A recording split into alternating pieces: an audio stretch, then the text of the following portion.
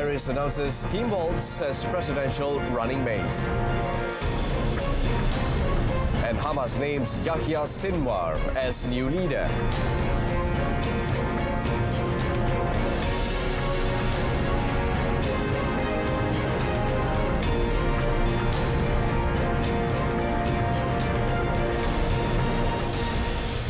Good afternoon and salam Malaysia Madani. This is World Today. I'm Brendan Lepal. US presidential hopeful Kamala Harris and her freshly selected running mate Tim Walz took the campaign stage for the first time as the Democratic duo aims to fire up supporters with a rally in key battleground, Pennsylvania. Walz, the Minnesota governor, whose everyman credentials could help win over voters in America's critical Rust Belt states, joined Harris in Philadelphia as they launch a multi-day tour through 4 of the swing states where the 2024 presidential race against Donald Trump is likely to be decided. Aiming to make history as the first woman U.S. president, Harris, already a trailblazer as the first female and first black and South Asian vice president, has little time before Election Day on 5th November. She said she was proud to have Walz as her vice presidential candidate. President Joe Biden quickly hailed his deputy's great decision, saying she and Walz will be a powerful voice for working people and America's great middle class. Expectation had always been that Harris would pick a white man to balance the ticket and help draw working class, white male voters and demographic that propelled Trump to victory in 2016. Walz fits that description as a 60-year-old Midwesterner with a folksy manner, decades of military experience and a rural perspective. Hamas has named its Gaza leader Yahya Sinwar as successor to former political chief Ismail Haniyeh, who was assassinated in Tehran last week. Sinwar has been hiding in Gaza, defying Israeli attempts to kill him since the start of the war. News of the appointment, which came as Israel braces for a likely attack from Iran following the killing of Haniyeh in Tehran, was greeted with a salvo of rockets from Gaza launched by Hamas, still fighting Israeli troops in the besieged enclave. A regional diplomat familiar with the talks brokered by Egypt and Qatar, which are aimed at bringing a halt to the fighting in Gaza, said the appointment means that Israel needs to face Sinwar over a solution to Gaza war. Sinwar, who spent half of his adult life in Israeli prisons, is the most powerful Hamas leader left alive following the assassination of Haniyeh, which has left the region on the brink of a wider regional conflict after Iran vowed harsh retaliation. Born in a refugee camp in the southern Gaza city of Khan Yunis, Sinwar was elected as Hamas's leader in Gaza in 2017 after gaining a reputation as an implacable enemy of Israel. Nobel Peace Prize laureate Muhammad Yunus was named chief advisor of Bangladesh's interim government a day after Prime Minister Sheikh Hasina resigned and fled the country following a violent crackdown on a student-led uprising. Yunus was appointed to the post by Bangladesh President Mohammad Shahabuddin after he held meetings with student leaders and chiefs of the 3 military services. Yunus and his Grameen Bank, a microcredit organization, won the 2006 Nobel Peace Prize for work to lift millions out of poverty by granting small loans of under $100 to the rural poor of Bangladesh. The student leaders said they wanted Yunus as a chief advisor to the interim government, and a spokesperson for Yunus said he agreed. Shahabuddin also dissolved the parliament, clearing the way for the interim government and new elections.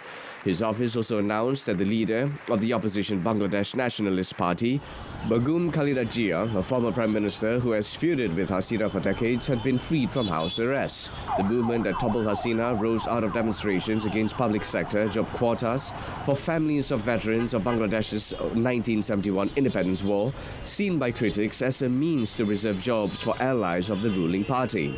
About 300 people were killed and thousands injured in violence that had ripped through the country since July. Lebanon's Hezbollah said 6 of its fighters were killed in Israeli strikes, with the group claiming cross-border attacks and low-flying Israeli warplanes breaking the sound barrier over Beirut. Lebanon's health ministry said an Israeli raid on a house in the town of Mevadun, near the southern city of Nabatea, killed 5 people, while another Israeli strike in the Adese area killed 1 person. The Israeli military said its air force struck a Hezbollah military structure in the Nabatea area that was being used to advance attacks against Israel. The Iran-backed group said it launched dozens of Katyusha rockets at a military base in the Israeli-annexed Golan Heights in retaliation for the attacks and assassination in Mevadun. Hezbollah has traded near daily fire with Israel in support of its ally Hamas since the war escalated on 7 October last year. Tensions have soared in the past week as Iran and its allies vowed revenge for the killing of Hamas's political leader Ismail Haniyeh in Tehran, and after an Israeli strike killed Hezbollah's top military commander Fuad Shukur in Beirut's southern suburbs. Russia said it had repelled land and sea attacks by Ukrainian forces and claimed the capture of another village in eastern Ukraine. The governor of Russia's Kursk region said a woman was killed after Ukrainian forces attempted border incursions, adding that border guards and Russian soldiers had prevented the border from being breached.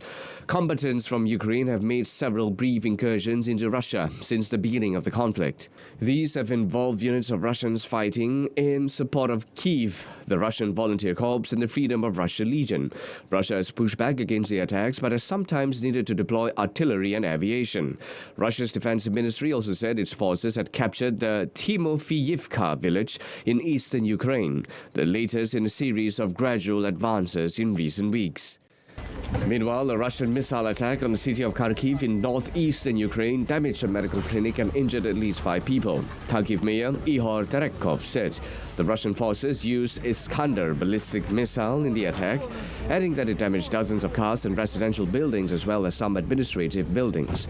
Russia has pummeled the city, which lies less than 30 kilometers from its border, since its invasion of Ukraine began in February 2022. Venezuelan President Nicolas Maduro said that he does not care about the United States government's opinion regarding the contested July presidential elections in Venezuela. President Nicolas Maduro's assertion that he won a 3rd term in the July vote has triggered angry protests from Venezuelans across the country over the last week, demanding that Maduro step down and a González win be honored. No me importa, no me importa. Aquí quien decide es el pueblo de Venezuela, no el gobierno de Estados Unidos. Aquí quien decide es la Constitución. Aquí quien decide son las instituciones venezolanas. Somos los venezolanos. Nadie se debe meter en esto. Nadie es nadie. Nosotros no nos metemos en los asuntos de nadie. Venezuela's electoral authority, who the opposition says favor the ruling socialists, has said Maduro was re-elected. With around 51% of the votes beating González, the opposition says its own detailed tally shows González likely received 67% of the votes. U.S. Secretary of State Antony Blinken said last week there was overwhelming evidence of the victory of González and that Washington recognized him as the winner of Sunday's election.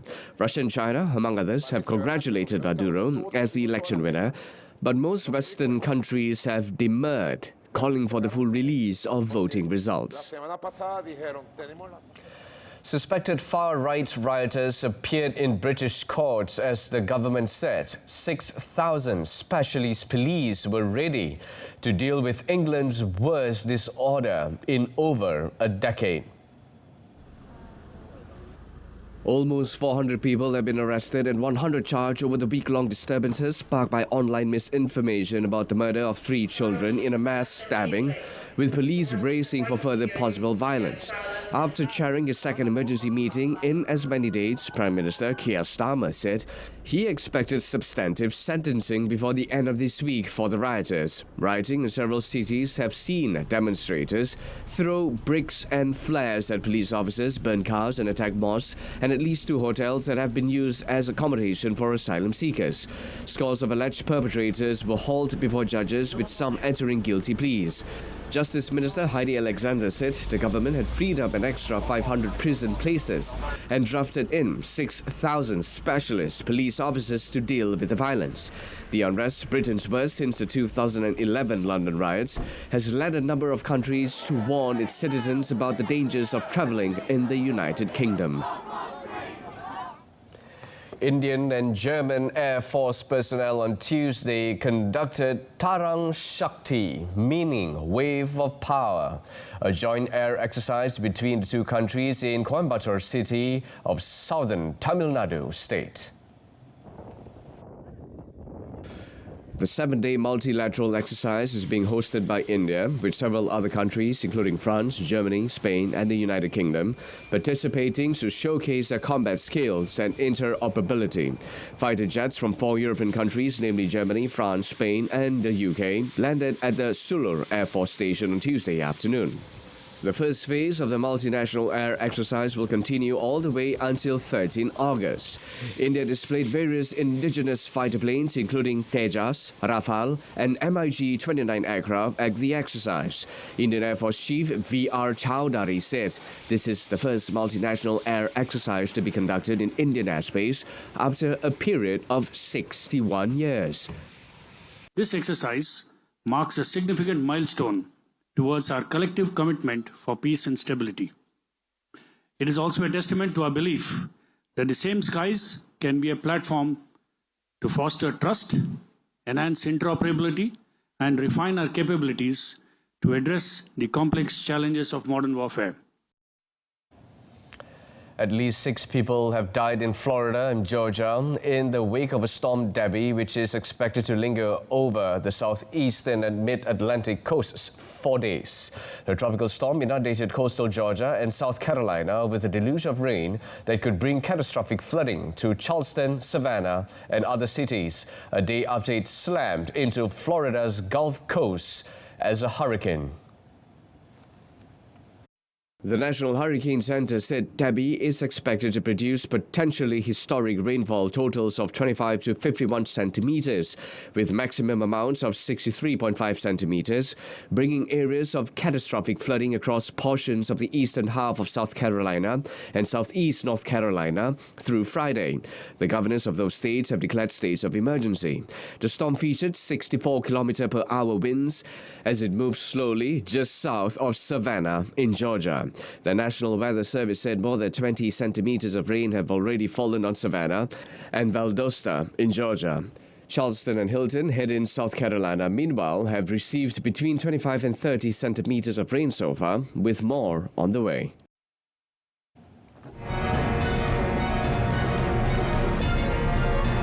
And up next, authorities recover body of New Zealand pilot killed by Papua rebels. Stay tuned. The body of a New Zealand helicopter pilot shot dead by rebels in eastern Indonesia's restive Papua region has been retrieved. Glenn Malcolm Koning, a pilot for PT Intan Angkasa Air Service, was killed on Monday after landing in Papua with 4 Indonesian health workers and 2 children, all of whom survived. Police said the rebels released the survivors because they were Indonesians. The Kartan's Peace Task Force, assembled to deal with Papua separatists, retrieved the pilot's body from the remote area of Alama and transported it to Timika city. Kartan spokesman Bayu Suseno said the victim's body was found in the cockpit. He said the rebels had set fire to the helicopter, but the flames had not reached the pilot. Dari Satgas Operasi Damai Kartan saat ini telah menurunkan 4 tim gabungan TNI Polri ke distrik Alama, Kecamatan Alama, Kabupaten Timika untuk melakukan penyisiran dan pengejaran terhadap pelaku atau KKB yang telah melakukan tindakan kriminal berupa penyanderaan dan pembunuhan terhadap pilot Glenn. The killing comes less than 2 years after another New Zealand pilot, Philip Mertens, was abducted by rebels from the West Papua National Liberation Army. He remains in captivity. The insurgent group has demanded that Indonesia recognize Papuan independence in return for Mertens' release. A Chinese academic was convicted of illegally acting as a foreign agent in the United States by collecting information about New York-based activists supporting democracy in China and sharing his findings with Beijing. A jury found Wang Shutun guilty on 4 counts, including acting as a foreign agent without notifying the U.S. Attorney General and lying to U.S. authorities following a week-long trial in Brooklyn federal court. Federal prosecutors said Wang, a naturalized U.S. citizen, portrayed himself as a fierce opponent of the ruling Chinese Communist Party to gain the trust of Hong Kong pro-democracy activists, advocates for Taiwanese independence and campaigners for Uyghur and Tibetan rights. Prosecutors said Wang was actually spying on the activists and sharing his findings with 4 officials in China's Ministry of State Security, MSS, and Intelligence Service. Wang, who emigrated to the United States in 1994, was arrested in March 2022. The U.S. Department of Justice has in recent years cracked down on what it calls, quote, transnational repression by U.S. adversaries such as China and Iran. The famine in a displaced persons camp in war-torn Sudan is a shameful stain on the conscience of the international community, which fails to prevent it despite multiple warnings. Last week, an international committee responsible for assessing food insecurity declared a famine in the Zamzam camp near the besieged town of El Fasher in Darfur. It was the first time the committee had confirmed a famine in more than 7 years and only the 3rd time since its monitoring system was launched 2 decades ago. The World Food Programme said the crisis has not received the political and diplomatic attention it desperately needs, hoping that the declaration of famine would serve as a wake-up call. This announcement should stop all of us cold, because when famine happens, it means we are too late. It means we did not do enough. It means we, the international community, have failed. This is an entirely man-made crisis and a shameful stain on our collective conscience. Since April last year, a war has pitted the Sudanese army, led by General Abdel Fattah al-Burhan, against the paramilitary rapid support forces led by his former deputy, General Mohammed Hamdan Dagalo. The conflict has claimed tens of thousands of lives and displaced more than 10 million people. Former Argentine President Alberto Fernandez on Tuesday denied accusations that he was violent toward his ex-partner and former First Lady Fabiola Yáñez. Yáñez, who currently lives in Spain with their son, had accused Fernandez before an Argentine judge of gender violence, as well as psychological harm and phone harassment.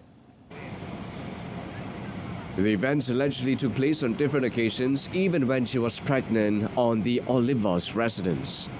The court was notified that in the besieged mobile phone of Fernandez's secretary, Maria Cantero, there was proof of alleged gender-based violence by Fernandez against Yáñez. The mobile phone was seized and expertly examined within the case, being led by prosecutor Carlos Rivolo and Judge N. Corellini, looking into the intervention by brokers in policy contracts between state agencies, thanks to a particular presidential decree. In a post on X, Fernandez said he had learned of the accusation through media reports and that he planned to provide courts with evidence to support his innocence. Following the accusation, an Argentine court ruled that Fernandez was banned from leaving the country and from approaching Yáñez. Elon Musk's X sued an advertising group and several large corporations, accusing them of causing billions of dollars of losses by illegally boycotting the social media platform. The antitrust suit filed in a federal court in Texas targets the World Federation of Advertisers, Unilever, Musk, CVS Health, and Austal, a Danish energy company. It accuses the World Federation of Advertisers through an initiative known as the Global Alliance for Responsible Media of conspiring with the companies and others to collectively withhold billions of dollars in advertising revenue from X, formerly known as Twitter. A number of advertisers left Twitter following Musk's takeover amid concerns about the level of content moderation under the new ownership and Musk's own controversial musings on the site. Ex-CEO Linda Yaccarino said X was the victim of a systematic illegal boycott. Yaccarino said the advertising companies conspired to boycott X, which threatens its ability to thrive in the future. X is seeking a jury trial and unspecified damages. The lawsuit was filed one day after Musk filed suit in California against OpenAI, accusing its co-founders, Sam Altman and Greg Brookman, of betraying the artificial intelligence company's founding mission. Boeing is planning to make design changes to prevent a future mid-air cabin panel blowout, like the one in an Alaska Airlines 737 MAX 9 flight in January that spun the plane maker into its second major crisis in recent years. Boeing Senior Vice President for Quality Elizabeth Lund said the plane maker is working on design changes that it hopes to implement within the year and then to retrofit across the fleet. Investigators have said the plug in the new Alaska MAX 9 was missing 4 key bolts. During the first of a 2-day National Transportation Safety Board investigative hearing in Washington, Lund said the company is working on some design changes that will allow the door plug to not be closed if there's any issue until it's firmly secured. Lund's comments followed questioning on why Boeing did not use a type of warning system for door plugs that the plane maker includes on regular doors that sends an alert if it is not fully secure. The Alaska Airlines incident badly damaged Boeing's reputation and led to the MAX 9 being grounded for 2 weeks, a ban by the Federal Aviation Administration on expanding production, a criminal investigation, and the departure of several key executives. And in other news, the Northrop Grumman Cygnus NG-21 cargo spacecraft successfully docked with the International Space Station ISS on Tuesday morning, delivering over 3,700 kilograms of equipment and supplies for scientific experiments.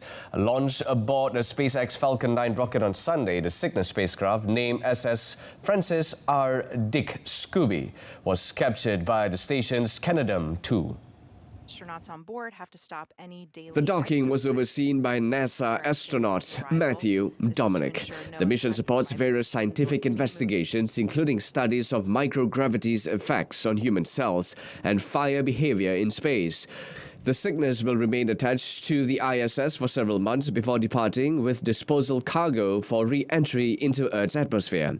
The SS Richard Dick Scooby didn't have a perfectly smooth ride through the ISS. Shortly after deploying from the Falcon 9's upper stage, the freighter missed the planned engine burn. The Cygnus then aborted the reshuttle burn 50 minutes later after detecting slightly lower than expected pressure readings. However, engineers confirmed that the conditions were acceptable and the Cygnus performed 2 engine burns before getting itself on course for its ISS rendezvous. And that wraps up today's edition of World Today. In our top story, Kamala Harris announces Team Volts as presidential running mate. Join us again tonight, 8:30 p.m. on Saluran Berita RTM and TV1 for more updates. You can also stream us online through RTM's Click app. Till then, I'm Brendan Paul, Malaysia Madani, Jiwa Merdeka. Take care.